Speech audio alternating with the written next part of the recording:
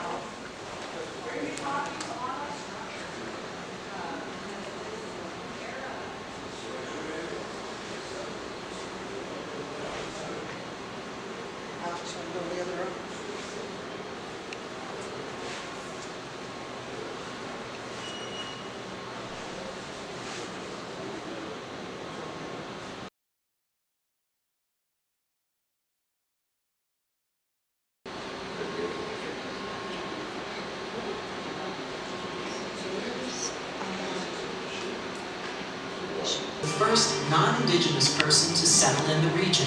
His trading post near the river's mouth served both indigenous people and European explorers. In the early 19th century, the United States government began forcibly taking Indian land. The process culminated in the 1833 Treaty of Chicago, which removed all remaining tribes from their ancestral home to land west of the Mississippi River. Chicago incorporated as a town that very year with only a few hundred residents. But its destiny as a metropolis was soon set in 1836 when construction began on a canal linking the Great Lakes to the Mississippi River, thereby connecting Chicago to every vital port in America. Its population exploded and Chicago became the country's fastest growing city, earning the name Lightning City for its crackling energy and Porgopolis for its primary industry, meat packing. The city's proliferating railroads carried machinery, commodities, and lumber out of the city and brought goods and hundreds of thousands of people back. By 1870, Chicago's population had swelled to 300,000. To accommodate a burgeoning population, local builders employed a house frame made of lightweight lumber and nails, as easy to set aloft as a balloon. This balloon frame was employed for residences, warehouses, and institutional buildings, and aided the city's rapid growth. On October 8, 1871, a fire sparked and roared into an inferno a mile wide and 3 miles long north to south.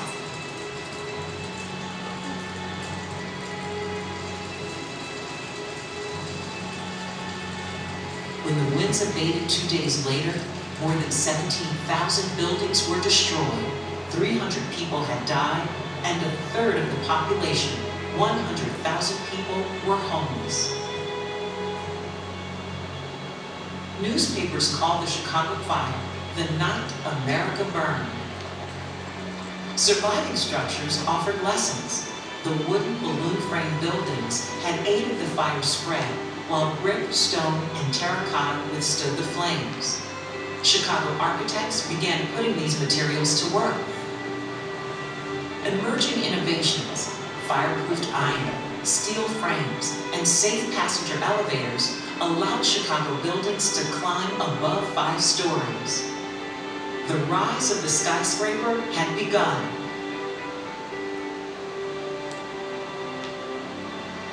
Louis Sullivan with Dagmar Adler pioneered structural innovations and fashioned elaborately ornamented buildings.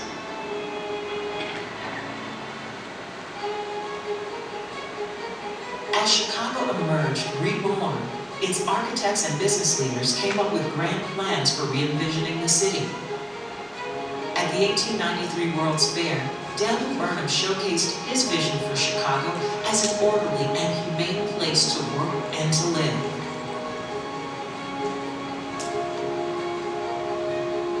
Burnham's 1909 plan of Chicago was a culmination of lessons learned at the fair.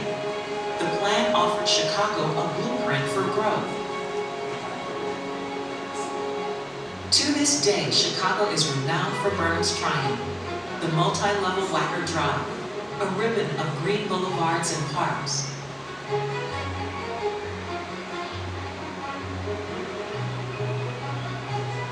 A lakefront free and clear.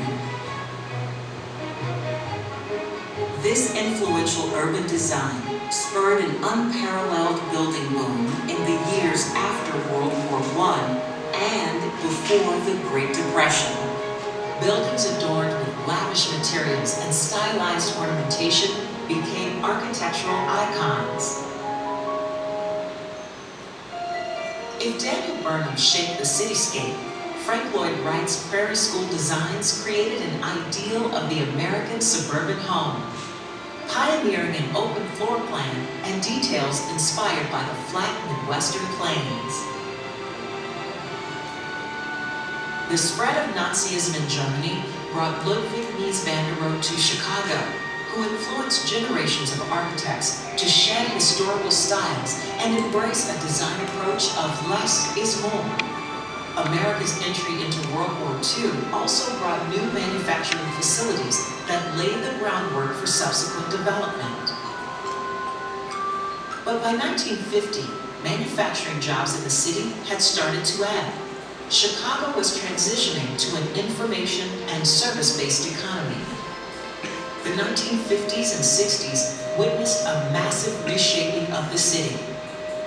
Highway construction and urban renewal policies changed Chicago. Despite community pushback, many of these government-led projects displaced Black, brown, and immigrant neighborhoods. Meanwhile, Chicago's downtown was being redefined. Architects pushed the height limits with modernist steel and glass buildings.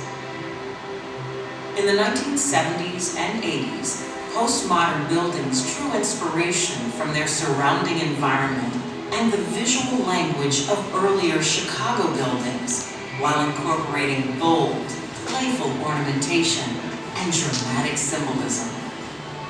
But as the 20th century came to a close and the population of Chicago neared 3 million residents, the city was faced with a new challenge: how to use design to remake the city's fabric once again, this time to better serve the needs of city residents.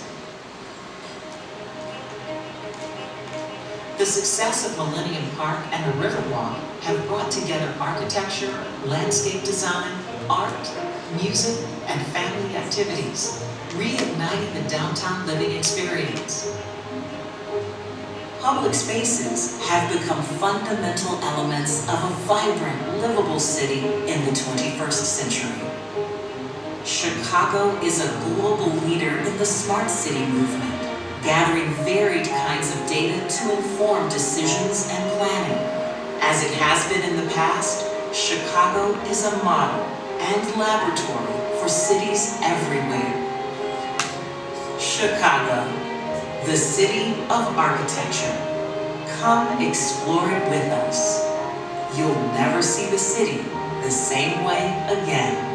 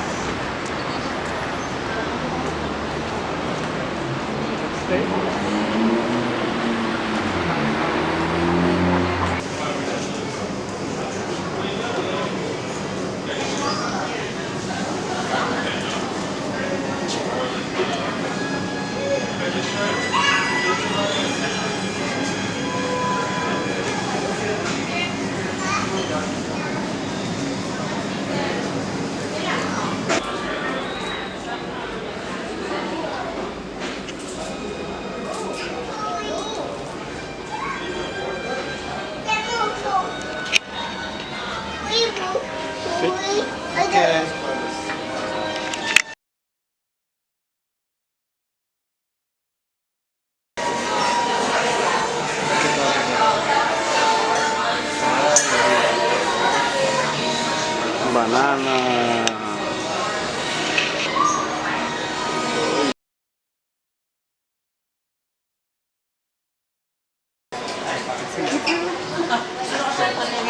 Ya, ya terminó la madre.